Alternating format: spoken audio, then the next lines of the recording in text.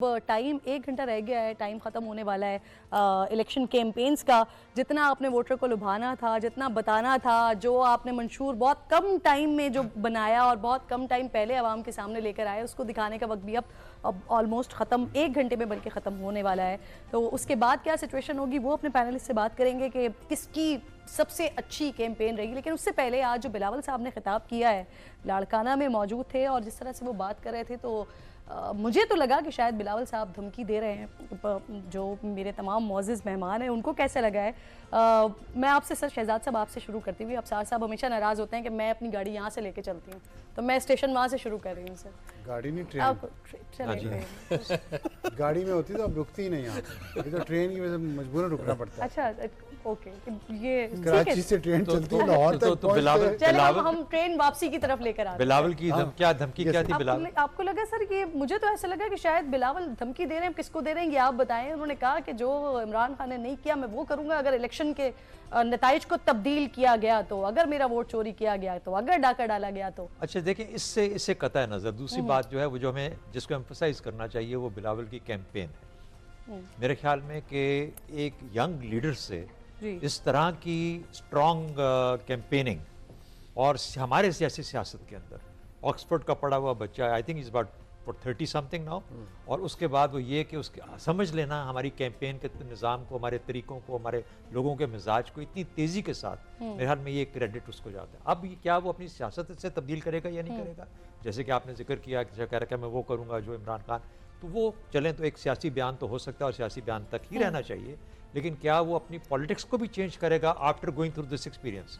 और अगर उसके रिजल्ट्स उस तरह के नहीं मिलते, उसको जिस तरह उसको तवक्को कर रहा है या कहे जा रहा है नहीं मिलने चाहिए, रियलिस्टिकली हम सब ने एक असेसमेंट दी है अपनी, तो मुझे यूँ लगता है कि जैसे उसको अपनी सियासत को कुछ तब्दील करना पड़ेगा। उसकी जो अपील है वो कन्वेंशनल नहीं हो सकती, it has to be unconventional, तो उसको वो करना पड़ेगा जो गालिबन इमरान खान ने कोशिश की करने की और नहीं कर पाया, विच इज़ टू एक्चुअली, जैसे कहते हैं ना कि वॉक द टॉक वाली बात है अभी, कि आपने मंशूर भी दे दिया, अपने तरीके भी, अब सीखना पड़ेगा कि इसको करना कैसे है। तो मेरा अपना ख्याल ये है कि बिलावल के लिए खास तौर पे सीखने को बहुत कुछ है। It's a very good start for him.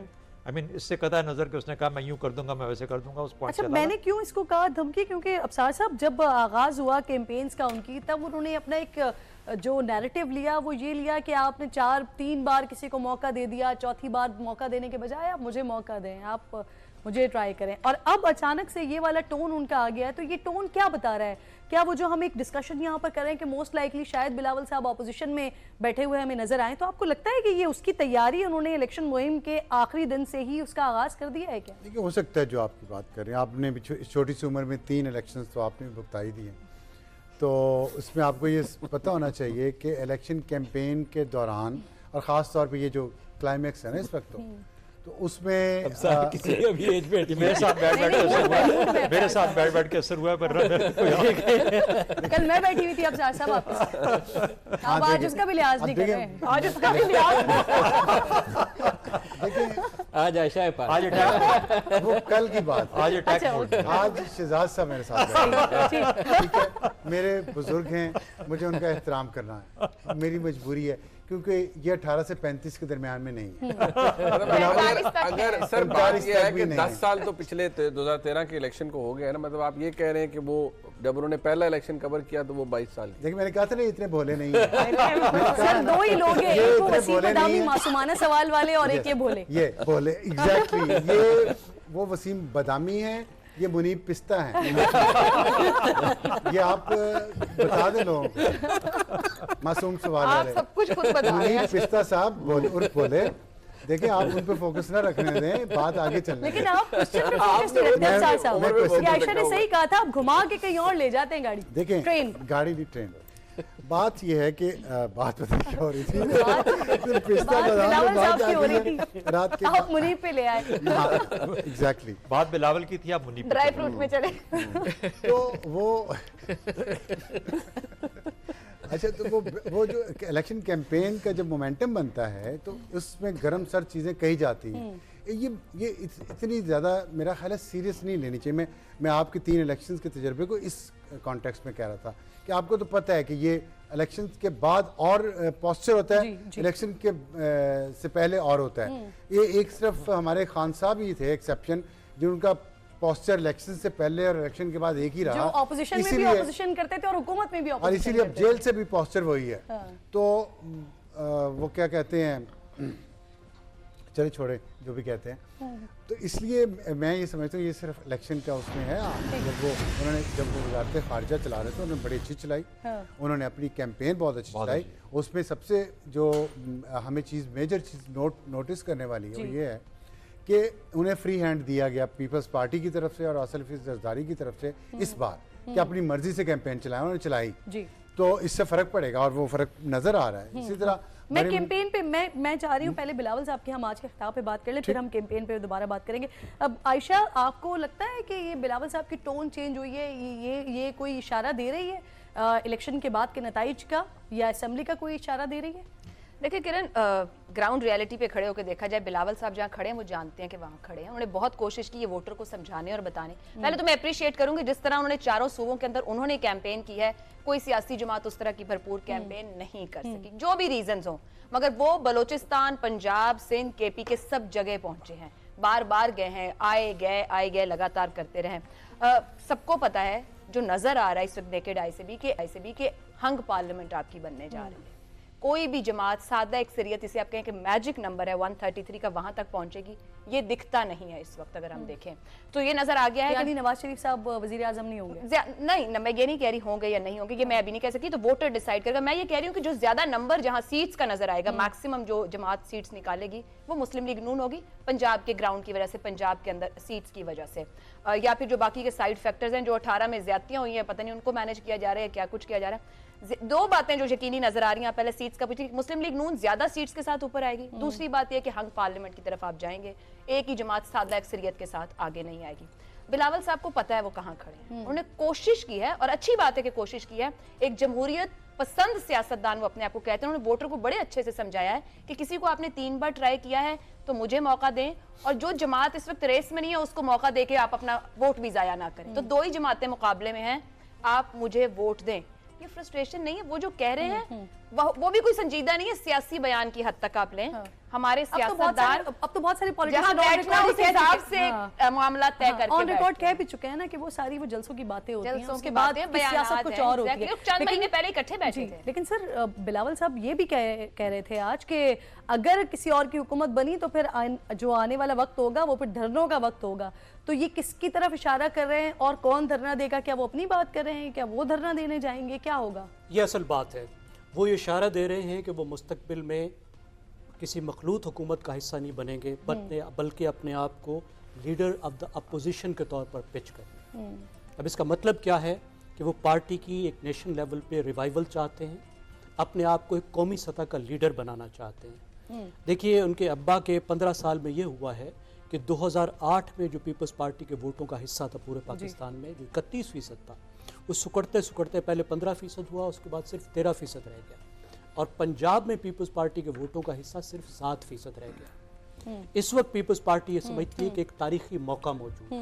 Bilawal ये समझते हैं जैसे पंजाब जो है वो 2 पार्टी प्रोविंस है, जो अब मुस्लिम लीग नवाज और पीटीआई के दरमियान में मुकाबला है। वो समझते हैं पीटीआई जिस मुश्किल में और आगे कुछ पता नहीं उसका क्या पार्टी का मुस्तकबिल होगा, तो ये उनके लिए एक अपॉर्चुनिटी है कि मुस्लिम लीग नवाज के मुकाबले पर पीटीआई के रिप्लेसमेंट के तौर पर खुद को रखें और अपने आप को एक बड़े लीडर के तौर पर वो उस्तवार करें।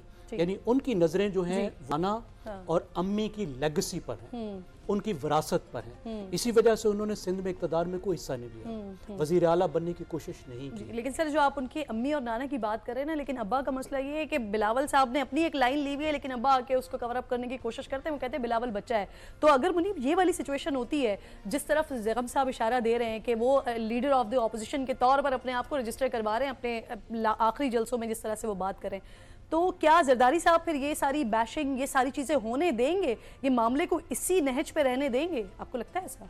देखिए, एक तो ये कि बिलावल साहब की अप्रोच और जरदारी साहब की अप्रोच में बड़ा फ़र्क है।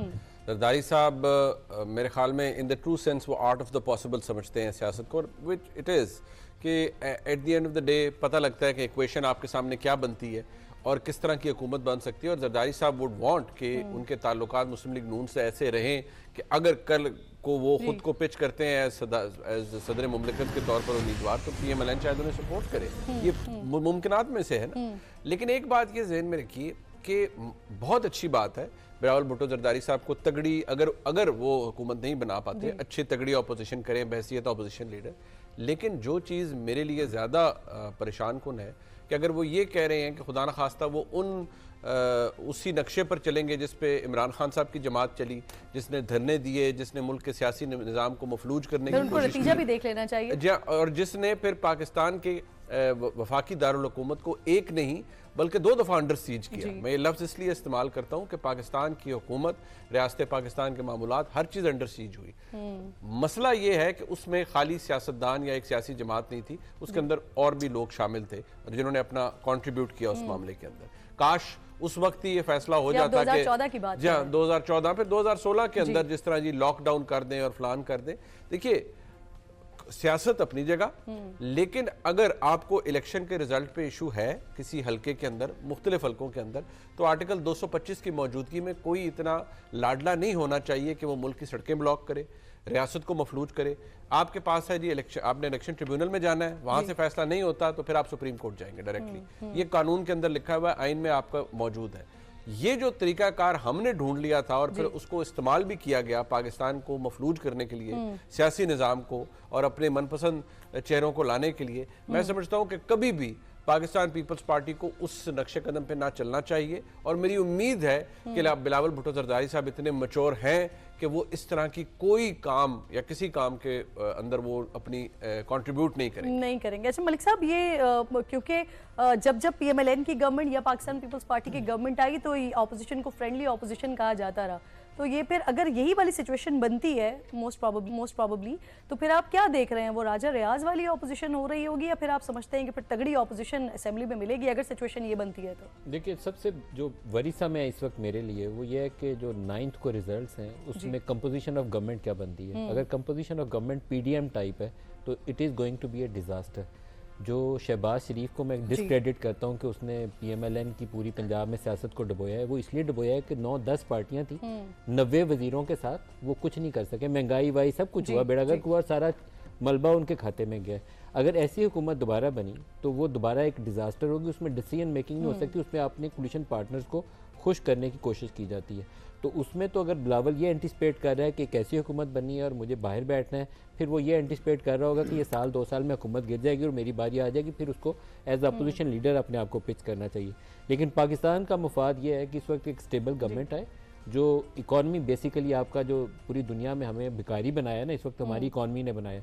जो फंडामेंटल रिफॉर्म्स चाहिए आपको, प्राइवेटाइजेशन की तरफ जाना है, आपके जो पब्लिक सेक्टर एंटिटीज़ हैं जिन्होंने हमें डुबोया हुआ है, सर्कुलर डेट आपका 4000 अरब से ऊपर जा चुका है, तो इसके लिए आपको डिसीजंस लेने हैं, टिंकरिंग नहीं करनी, हेड ऑन जो भी हुकूमत आएगी वो कशकोल तोड़ सकेगी? नहीं, इमीडिएटली नहीं तोड़ सकेगी, लेकिन 3 से 5 साल का एक ऐसा अमल चाहिए जिसमें आप डिसीजन पोस्टपोन नहीं कर रहे हो। आपको स्टील मिल प्राइवेटाइजेशन करनी है, पहली जो कैबिनेट मीटिंग है उसको ये डिसाइड करना चाहिए कि हमें स्टील मिल को बेचना है, हमें PIA को बेचना है, हमें ये जो डिस्कोज हैं यहाँ पे इतने 100 अरब रुपया सालाना हम इनको दे रहे हैं और फिर भी खसारा पूरा नहीं हो रहा, हमें इससे जान छुड़वानी है।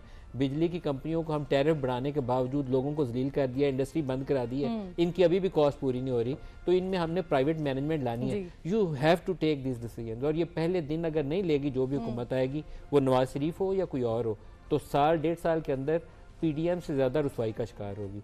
अगर आपने वो पेनफुल डिसीजंस डे 1 पे ले लिए, मैं ये जो भी गवर्नमेंट है, इनकमिंग गवर्नमेंट, उसके लिए ये मैसेज है, अगर वो पहले दिन हुकूमत ये फैसले ले लेगी तो साल 1.5 साल के बाद वो फ्रूट्स हुकूमत भी लेगी और पाकिस्तान भी लेगा। अगर डिसीजंस पोस्टपोन करेंगे, आके पहले दिन बताएंगे हम 100 यूनिट वालों को बिजली फ्री दे रहे हैं, दिया नवाज शरीफ ने आपको, फिर ये डुबोने का रास्ता है, ये पाकिस्तान बचाने का रास्ता नहीं। Take painful decisions head on first day, फिर उसका साल बाद आपको फ्रूट्स मिलेंगे। जो नहीं लेगा वो पछताएगा। आपको IMF के पास दोबारा जाना है, जो हुकूमत आएगी उसको IMF से दोबारा 3 साल का प्रोग्राम फाइनलाइज करना है। मलिक साहब, तो प्रे कि एक अच्छी स्टेबल गवर्नमेंट आए जो ये काम हमें करके दे, और पाकिस्तान इस ये जो विशियस साइकिल है ना, हर साल 2 साल के बाद बूम एंड बस्ट सिनेरियो हम इसे कहते हैं, ये अबसार और मैं इकोनॉमी कवर करते रहे हैं, तो जिस तरह कहते हैं ना पार्टियों की सीटें कितनी निकालनी है, ये भी नंबर हमारा कहीं डिसाइड होता है। इस तरह जीडीपी के नंबर भी प्लानिंग कमीशन हमारा निकालता है कि इस दफ़ा 2% निकालनी है कि 3% नेगेटिव हो रही हो ना, तो वो उसको वीट का नंबर ही 2 मिलियन टन ऊपर करके तो उसको पॉजिटिव 1% या 2% कर देते हैं। इस चक्कर से हमें निकलना है। लोग हमारे भूख क्या तो मारेंगे, अफलास क्या तो मारेंगे। बिल्कुल। तो अफसार साहब आपसे ही पूछ लेती हूँ, मोहम्मद जुबैर साहब, ये जो पीडीएम की 16 महीने की गवर्नमेंट बनी, इस पे हमें बार बार ये बताया जाता रहा कि जी मुल्क डिफ़ॉल्ट हो रहा था, इस वजह से पिछली हुकूमत को हटाया, फिर उसके बाद हम एक नया सेटअप लेकर आए, और उसमें भी उसने तो और ही बर्बादी मचाई ना उस 16 महीने की हुकूमत में। मोहम्मद जुबैर साहब ऑन रिकॉर्ड ये कह चुके हैं कि डिफ़ॉल्ट हो ही नहीं रहा था उस वक्त मुल्क। सर ये अभी आगे जो जिस तरफ मलिक साहब इशारा कर रहे हैं कि आते ही आपको बड़े पेनफुल डिसीजंस लेने पड़ेंगे, वरना उससे ज़्यादा बदतर हालात हो जाएंगे, तो कशकोल टूटने वाली फिर सिचुएशन में हम कब तक जाएंगे? कि कशकोल टूट गया तो फिर हमें भीख कैसे झोली भर के इकट्ठी करके लानी पड़ेगी, इसलिए अभी कशकोल ना तोड़वाएं। और जो जुबैर साहब ने कहा है ना, तो वो उस पर मैं वो क्या कमेंट करूं, क्योंकि जुबैर साहब की एक बात है, एक तरफ नदीम मलिक साहब की बात है। नदीम मलिक साहब की बात पे कमेंट करवा रहे हैं। जुबैर साहब का तो अपना ही रिकॉर्ड टूटा हुआ है, नहीं जुबैर तो वो साहब किसी और का रिकॉर्ड क्या तोड़ेंगे? कहना मुझे ही कह दे, मेरी बात को आप कंटिन्यू करें, उसका जवाब दे। तो वो आपकी बात क्या थी? बातें इतनी सारी है ना कि वो आपकी बात बीच में गायब हो आप गई। ये सवाल ना ही पूछते। अब नेक्स्ट टाइम में अफसार जी, अफसार साहब आपकी बारी। हाँ बताएं, नदीम मलिक साहब की क्या बात थी? जवाब पहले शुरू करो। शुरू तो करें, बताएं आप। अपना तो जवाब। नदीम मलिक साहब का क्या आपने बात नदीम मलिक साहब ने कहा कि ये जितनी भी जो लोग आ रहे हैं ना, इनको आते ही बड़े पेनफुल नहीं, ये डिसीजंस बात लेने बिल्कुल, पड़ेंगे, बिल्कुल, आईएमएफ में बिल्कुल। जाना ले पड़ेगा लेंगे, 3 साल तक, और उसका जो उसका इम्पैक्ट है वो मुल्क को भी मिलेगा और आवाम को भी देखिए, मिलेगा और उनको भी मिलेगा। अगर आप आयशा बख्श का प्रोग्राम स्ट्रेट टॉक देखती रेगुलरली, तो आपको इस सवाल का जवाब मिल चुका होता पहले ही हमारे प्रोग्राम से। मैं नहीं कहा, अब मुझे दोहराना पड़ेगा वही बात कि ये बात मैं कई दफ़ा हम कर चुके हैं इस प्रोग्राम में कि जो भी हुकूमत आए, जो भी, उसके पास सिर्फ 1 साल होगा उस जिन को बोतल में बंद करने का जो निकल रहा है या निकला हुआ है, और उस 1 साल में आपको कम से कम अपनी डायरेक्शन ठीक करनी होगी। वो डायरेक्शन में क्या क्या स्टेप्स हैं वो नदीम मलिक ने तफसील से बता दिए हैं, जिसमें स्टेट एंटिटीज़ हैं जो रियासत पे बोझ हैं, इदारे, उनको प्राइवेटाइज करना और अपने खर्चे ठीक करना और अपने काम ठीक करना। अगर कोलिशन गवर्नमेंट बनी जी, और उन्होंने अपना अपना मिनिस्ट्री इंडिपेंडेंट काम किया और अपना अपना माल बनाया, जैसे पीडीएम के दौरे हुकूमत में बना, तो फिर नहीं ये बेहतरी आएगी। फिर ये हाइब्रिड निज़ाम जो 7 साल चला है इस मुल्क में और जिस नहज पे हम आ गए हैं, इससे बुरा होगा, इससे बेहतर नहीं होगा। इसलिए एक जमात की सादा अक्सरियत हो, जो भी हो, तभी वो कोई ऐसे फैसले कर सकेगी जो पेनफुल हों लेकिन ज़रूरी हों। अगर वही चूचू का मुरब्बा बनना है तो जुबैर साहब को खबर हो कि डिफ़ॉल्ट होने वाला था, इसमें कोई शक नहीं है। वो कराची के शबर जैदी साहब है, उन्हीं का क्लिप उठा के जुबैर साहब को आप भिजवा दीजिएगा। मेरे पास तो मेरा फ़ोन ही नहीं उठाते आजकल वो, तो उनको भिजवा दीजिएगा कि शबर जैदी साहब इमरान खान के एफबीआर के चेयरमैन है, वो कह रहे हैं कि हम डिफ़ॉल्ट कर चुके हैं। 2021 की बात कर रहे हैं। जब पीटीआई की अपनी गवर्नमेंट थी उस वक्त भी उन्होंने कहा तो था, इसलिए उस वक्त के जो वज़ीर खजाना थे बदकिस्मती वो भी ये कह रहे थे कि 300 से प्लस पे डॉलर जाएगा और इस तरह के हालात होंगे। बदकिस्मती ये है कि हम मुसलसल डिफ़ॉल्ट की हालत में हैं, हमें कोई बेहतर वक्त मिला नहीं। 2017 में आखिरी बार मिला था, उसके बाद नहीं मिला। लेकिन किसी भी हुकूमत को जब तक वो अपनी स्ट्रेटजी और पॉलिसी का साइकिल पूरा ना कर पाए, हम उसको अकाउंटेबल भी नहीं ठहरा सकते ना। अब 3.5 साल 4 साल हुकूमत की पीएमएलएन ने पीडीएम की शाहिद खान से पहले, तो उनसे जब सवाल पूछे वो कहते हैं हमें मुकम्मल नहीं करने दिया, हम वरना हम ये सारी हम करंट अकाउंट डेफिसिट भी कवर कर लेते, तो किसी को करने तो दें।